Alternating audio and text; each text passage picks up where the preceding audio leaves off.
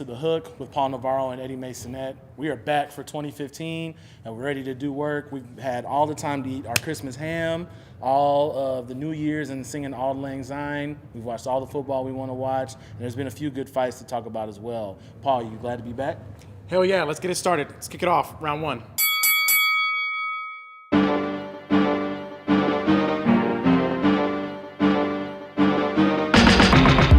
We want to give thanks to Lightning Boxing Club for letting us shoot here on site. They've got everything from the great ring to beautiful cars and the kids in here fighting, showing us all the dope moves that Paul could never show me. So want to be sure to thank them for letting us shoot here in the gym. But we got some fights to talk about, man. We do. And I feel like if Bermane Stiverne was down here in Oakland, training instead of, walking into camp reportedly at 290 pounds.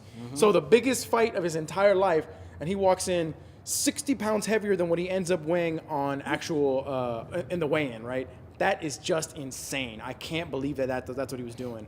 And then on top of that, there's another little rumor that goes around. About 4 weeks before actual fight night, he's making it rain with Floyd Mayweather at the strip club. I mean, wait, to be fair, there's nothing wrong with making it rain. That doesn't necessarily affect your training regimen. Yeah. I mean, we like to make it rain. That's fine. But well, speak for yourself. Oh, well, I do. What can I say? There it is. So definitely we got to see Stiverne go do work against Deontay Wilder. It was an interesting, to say the least, 12-round fight where we saw Deontay Wilder come out on top in a unanimous decision blowout victory. Personally, I felt bad for Stiverne. I thought Stiverne was going to be able to be more technical, be the more savvier fighter, and then we forgot that Deontay Wilder is a 6'7" freakazoid of nature, and that jab was popping. He had his great condition. His defense was strong. What do you think? This is the problem, man. That word "interesting" is way too polite. It's way too PC. Look, the word that categorizes Bermane Stiverne's performance the entire night is called lethargic. The entire time he was a walking mummy. And that just goes back to basics. Like, Wilder's jab is inconsequential because before the jab starts being a problem, Bermane Stiverne's issue was lack of mobility, lack of head movement, lack of hand movement. I mean, there was never a point where the jab started to matter, because I think that from the get-go, Bermane Stiverne's entire approach to the fight, his basics, his training were never there. So that the technicalities of it, sort of how do you work around a jab, how do you move to the side, how do you feint, how do you use in his case, I actually saw him once try to use a little bit of a shoulder roll or hide behind that shoulder. None of that mattered because he just didn't have the gas. But to be fair, there's nothing you can do about 6'7" and that person being a better athlete than you. Deontay Wilder is a freak, dude. He's a freak. You're right. He could play small forward in the league right now. They made absurd comparisons to him and LeBron James, which is hilarious. It's hilarious. But what are you going to do when a dude has a 7-foot wingspan and this dude is quicker than you? He's way stronger than you. I just think Stiverne was overwhelmed, and it didn't matter if he was on his best day in an A+ performance. As much as I love Stiverne, he wasn't going to beat Wilder. Look, the answer to your question of how do you avoid a 6'7" jab or whatever, it's called the peekaboo style, invented by, Cus D'Amato, the greatest heavyweight trainer of all time, trained Floyd Patterson, then he trained Mike Tyson. Mike Tyson is a small, short-armed T-Rex fighter. Yes. And he knocked the hell out of a bunch of tall, long, the best jab at least top 5 heavyweight jabs of all time is our boy Holmes, right? Yes. And he got torn to shreds by Tyson. How? Again, you move your head, you hide behind a high jab, but you gotta have gas. And back in the day when Tyson before he was Iron Mike and he was Kid Dynamite, that's exactly what you expected from a smaller heavyweight that's gotta get around those taller, rangier heavyweights. You gotta move that head, gotta move those hands. To be fair, UGK would say he was looking old and flabby like Larry Holmes, and that was an old Larry Holmes that Mike Tyson fought. Nevertheless, shout out to Pimp C, Bun B. We wanted to talk about Bam Bam and Alvarado. We do, man. Look, this is a comeback, man. There was a resurgence. I think Bam Bam, for everyone, I think they really like Bam Bam for a lot of reasons. One, he's an everyman type of dude. Yep. He's real down to earth. He doesn't filter anything.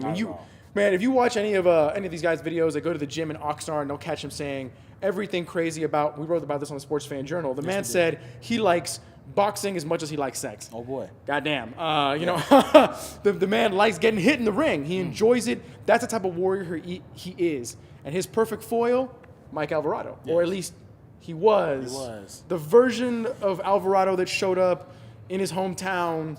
I mean, that's a shell. That's a shadow of what the man used to be like. From round one, you were like, this is not going to go well for Alvarado. No.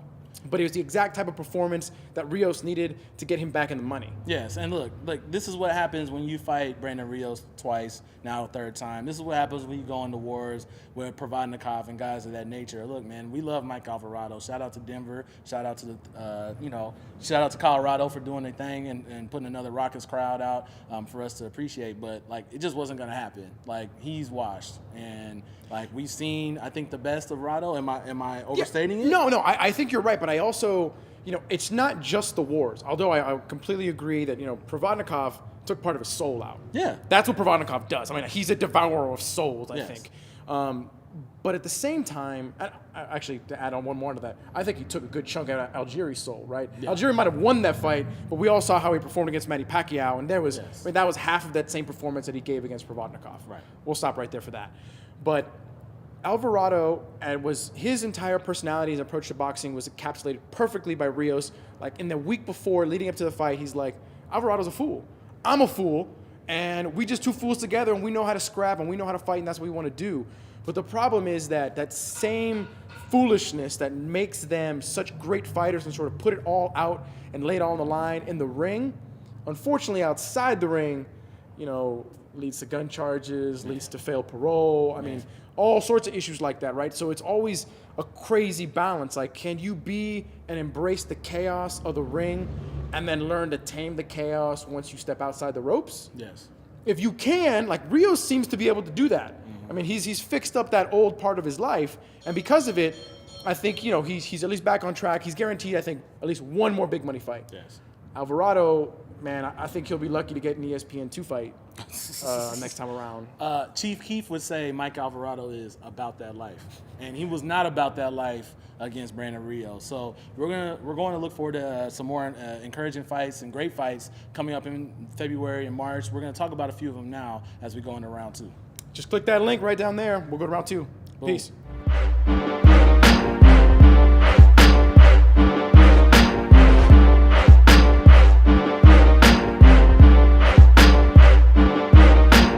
This should be played at high volume.